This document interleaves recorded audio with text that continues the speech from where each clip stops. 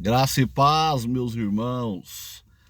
Eu quero responder aí a pergunta de um amado irmão. Ele me pediu para fazer um vídeo sobre essa questão de Gog e Magog, né? Muitas pessoas estão colocando aí Gog e Magog como sendo o mesmo evento de Apocalipse, capítulo 20, versículo 7.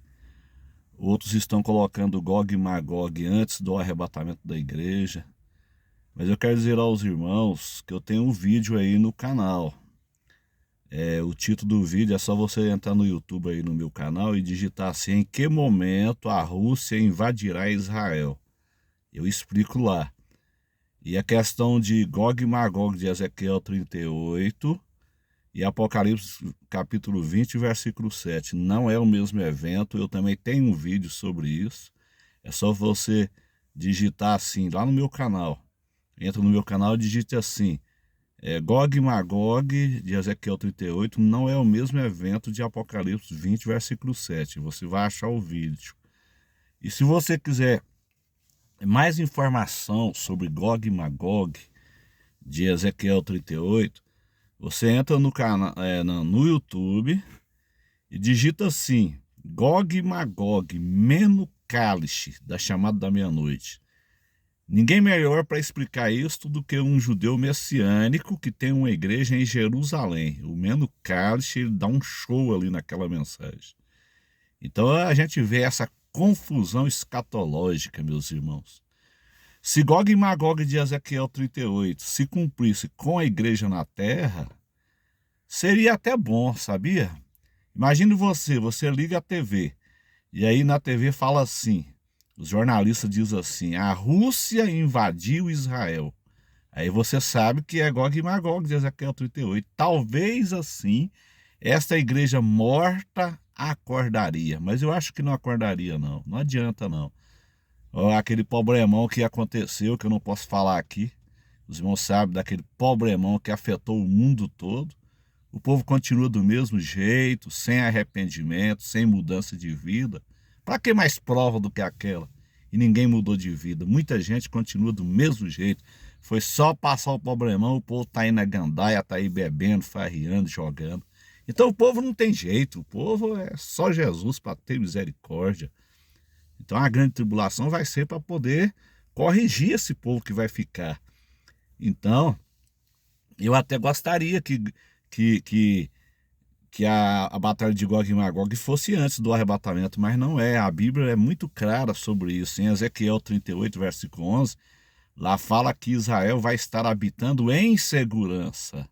Então isso aí só é possível a partir de um acordo de paz que será após o arrebatamento da igreja. Quem vai fazer esse acordo é um líder mundial que vai fazer esse acordo após o arrebatamento da igreja. Então a Bíblia diz que Israel vai estar habitando em segurança. Então, nesse ponto é que vai ter o ataque russo contra Israel. Hoje Israel não está habitando em segurança. Israel está sendo bombardeado ali do lado do Hamas, do lado do Hezbollah, sabe? É um flagelo aí terrível. Então hoje Israel não está habitando em segurança. Então isso só é possível após o acordo de paz. Os selos do Apocalipse. Eu quero responder um outro irmão que disse que já abriu 2 selos. Irmão, os selos do Apocalipse não se abre com a igreja na terra. Nenhum selo foi aberto, nenhuma trombeta foi tocada e nenhuma taça foi despejada. Nós estamos vivendo no Apocalipse na era de Laodiceia. Nós estamos vivendo a última fase da igreja na terra. Todos os eventos do Apocalipse, a partir do capítulo 4, que começa com o arrebatamento, são eventos futuros. Os selos não foi aberto ainda, por quê? Porque a igreja está na terra. Então o anticristo não se manifestou. Por quê? Porque a igreja está na terra, meu irmão. Isso é ensino pós-tribulacionista. Dizer que já foi aberto selos, que já foi tocado trombetas, que já foi despejado taça, isso aí não é ensino bíblico, isso é ensino pós-tribulacionista, isso não é bíblico. A igreja está na terra, a igreja freia a ascensão do anticristo. E aproveitando o ensejo, eu quero deixar aqui uma curiosidade muito interessante do livro de Isaías para os irmãos. Isaías, ele é chamado de a miniatura da Bíblia. Interessante que Isaías tem 66 capítulos. A Bíblia tem 66 livros. Isaías, então, é chamado de a miniatura da Bíblia. Se você pegar Isaías do capítulo 1 até o capítulo 39, ele corresponde ao período do Antigo Testamento. É interessante isso. Isaías do capítulo 1 ao 39 corresponde ao período do Antigo Testamento. Mas quando você pega a partir do 40, olha que coisa interessante. São mais 27 capítulos do 40 até o 66, né? São 27 capítulos que correspondem ao período dos 27 livros do Novo Testamento. O capítulo 1 até o capítulo 9 corresponde aos 39 livros do Antigo Testamento. O capítulo 40 até o capítulo 66 de Isaías corresponde aos 27 livros do Novo Testamento. Irmão, Deus ele é muito organizado, as coisas de Deus são muito organizadas. Olha aqui para os irmãos ver. No capítulo 40, no versículo 3, já aparece quem aqui? João Batista. João Batista ali é o início ali do ministério de Jesus ali no Novo Testamento. Capítulo 40, versículo 3. Vós do que clama no deserto, preparai o caminho do Senhor, endireitai no ermo vereda nosso Deus. Aqui já aparece o João ou Batista. Você vai conectar isso aqui lá no Novo Testamento, bem no início ali dos evangelhos. Olha que coisa interessante. Quando você pega, por exemplo, Isaías, a partir do capítulo 65 e 66, aonde que conecta? Vai conectar lá no finalzinho do Apocalipse, que é o novo céus e a nova terra. É o capítulo 21 e o 22 do Apocalipse. Olha aqui, Isaías 65, versículo 17. Porque eis que eu crio novos céus e nova terra, e não haverá mais lembrança das coisas passadas, nem mais se recordarão. Então aqui, esse capítulo 65 e 66 de Isaías, ele vai conectar lá no finalzinho do Apocalipse, que é o capítulo 21 e o 22 do Apocalipse. Então é muito interessante isso. As coisas de Deus é muito perfeita. As coisas de Deus não tem confusão. O Espírito Santo de Deus, ele não é Deus de confusão. A gente vê essa confusão escatológica, né? As pessoas insistem com uma hermenêutica torta, falsa, com a exegese falsa da palavra de Deus. Mas não, meu irmão. Domingo eu preguei na nossa igreja, eu falei sobre isso. As pessoas dizem assim, eu penso que é assim, eu acho que é assim. No meu entendimento é assim. Irmão, você não tem que falar nada disso. No meu entendimento, eu acho que é assim. Não, meu irmão. Deixe a Bíblia se interpretar. Esta é a regra de hermenêutica. A Bíblia se interpreta. Eu não tenho que achar nada. Eu não tenho que pensar nada. Deixe que as Escrituras se interpretem, meu irmão. As Escrituras se interpretam. E eu vou dar aqui para você um exemplo de que as Escrituras se interpretam. Nós não precisamos de bater cabeça. Ah, eu acho que é assim, vai ser assim. Não, irmão, deixa as Escrituras se interpretar. É igual o caso de Ezequiel 38. Ezequiel 38 é claro. Ezequiel 38, versículo 11. A Rússia invadirá Israel quando ele estiver habitando em segurança, sem portas e sem muro. Isso aí é depois do acordo, meu irmão. Não tem acordo com a igreja na terra. Não tem acordo. Não tem acordo de Daniel 9, versículo 27, com a igreja na terra. Então eu vou citar um exemplo para você de que as Escrituras se interpretam. Olha aqui, ó. Apocalipse 3, presta atenção. Aonde que vai jogar isso aqui? A Bíblia se interpreta. E ao anjo da igreja que está em Sardes, escreve: isto diz o que tem os 7 Espíritos de Deus. Quem é esse? Isso aqui é Jesus. Aonde que estão os 7 Espíritos de Deus? E as 7 estrelas. E as 7 estrelas. As 7 estrelas, a própria Bíblia se interpreta.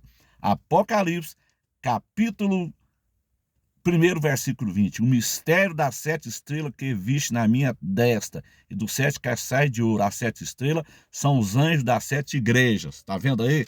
Então a Bíblia se interpreta. Agora diz aqui, ó, Apocalipse 3. E ao anjo da igreja que está em Sardes escreve: isso diz o que tem os 7 Espíritos de Deus. Aonde que está os 7 Espíritos de Deus aqui? Nele, em Jesus, habita corporalmente toda a plenitude da divindade. Paulo fala sobre isso em Colossenses. Paulo defendeu ali em Colossenses. Colossenses foi escrito exatamente para combater o gnosticismo que nega a divindade de Jesus Cristo, como faz hoje nossos amigos testemunhos de Jeová. Eles negam a divindade de Jesus. Então é uma doutrina ariana. O gnosticismo, ele nega a divindade de Jesus. Então Paulo ele escreve aos Colossenses para combater o gnosticismo. E lá ele fala: nele quem em Jesus habita corporalmente toda a plenitude da divindade, meus irmãos. Então, aonde que eu vou achar esses 7 Espíritos de Deus? A Bíblia se interpreta. Eu não tenho que bater cabeça, eu não tenho que pensar nada, eu não tenho que achar nada. Ah, eu acho que vai ser assim, que é assim, assado. Não, irmão, deixa a Bíblia se interpretar. A Bíblia se interpreta. As Escrituras, elas não é de particular interpretação. Quem interpreta as Escrituras é o Espírito Santo. Então o que eu faço? Eu pego aqui Apocalipse 3 e vou lá para o Isaías 11. A interpretação está lá, meus irmãos. A Bíblia é tremenda, Deus é muito organizado nas suas coisas. Então eu vou para Isaías 11. Só que eu vou fazer o seguinte: eu vou ler de uma forma que vocês não vão entender. É assim que as pessoas leem a Bíblia. As pessoas leem a Bíblia de uma forma rápida, correndo. Irmão, uma boa comida não se come sem mastigar, sem degustar. Se você pegar uma comida gostosa e você não mastigar, você não degustar, você não sente o sabor da comida. Então é assim as Escrituras. Você tem que ler, reler, meditar, anotar, escrever, para você entender. Se você não entende, ore ao Espírito Santo, ele vai te dar um entendimento. Mas as pessoas leem a Bíblia como se lê um jornal. Então eu vou ler aqui para vocês, aqui de uma forma que vocês não vão entender. Mas se você ler com cuidado, você vai entender. Vou deixar aqui no Apocalipse 3 aberto para nós conectar então.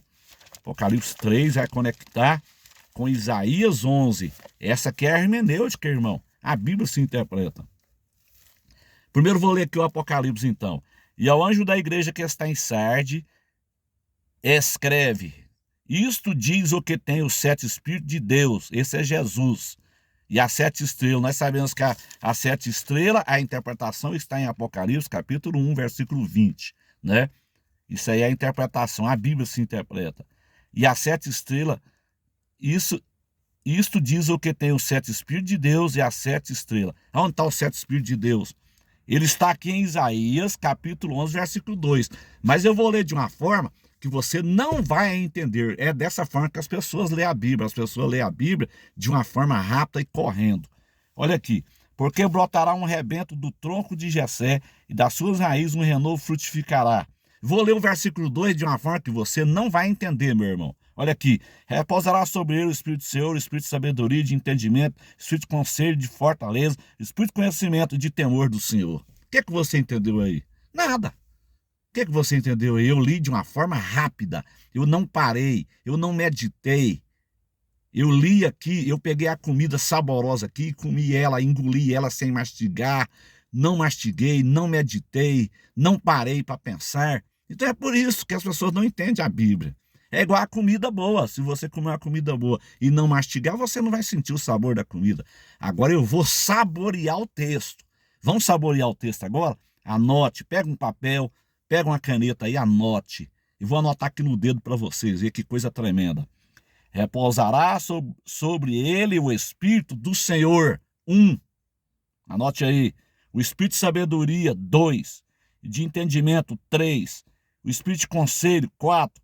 De fortaleza. 5. O Espírito de conhecimento. 6. E de temor do Senhor. 7. Os 7 Espíritos de Deus. Apocalipse capítulo 3. Volta para Apocalipse capítulo 3. E ao anjo da igreja que está em Sardes escreve isso, diz o que tem os 7 Espíritos de Deus. Apocalipse 3, primeira parte, onde é a interpretação? Isaías 11, versículo de número 2. Vou repetir para você. Repousará sobre o Espírito do Senhor, primeiro ponto. Espírito de sabedoria, segundo ponto. De entendimento, terceiro. De conselho, 4. De fortaleza, 5. De conhecimento, 6. E de temor do Senhor, 7. Os 7 Espíritos de Deus. Isso aqui é a regra, meu irmão. É a regra de hermenêutica. A Bíblia se interpreta. Então eu não tenho que pensar nada. Eu não tenho que achar nada. Eu acho que é assim. Eu acho que já abriu o selo. Eu acho que já tocou trombeta. Eu acho que já despejou taça. Não, irmão. Deixa a Bíblia trabalhar. A Bíblia é clara. A igreja está na terra. E os eventos do Apocalipse, a partir do capítulo 4, são eventos futuristas que inicia com o arrebatamento da igreja. O capítulo 4 do Apocalipse. O arrebatamento de João, ele representa o arrebatamento da igreja. Amém, meus irmãos? Compartilhe esta mensagem. Compartilhe, meus irmãos. Compartilhe com as pessoas, porque está faltando ensino dentro das nossas igrejas. Está faltando ensino dentro dos templos. Os pastores estão pregando a alta ajuda. Os pastores estão pregando a teologia da prosperidade e não estão ensinando as escrituras sagradas como deveria de ser ensinado. Então compartilhe, meus irmãos, essa mensagem, em nome de Jesus. Glória a Deus.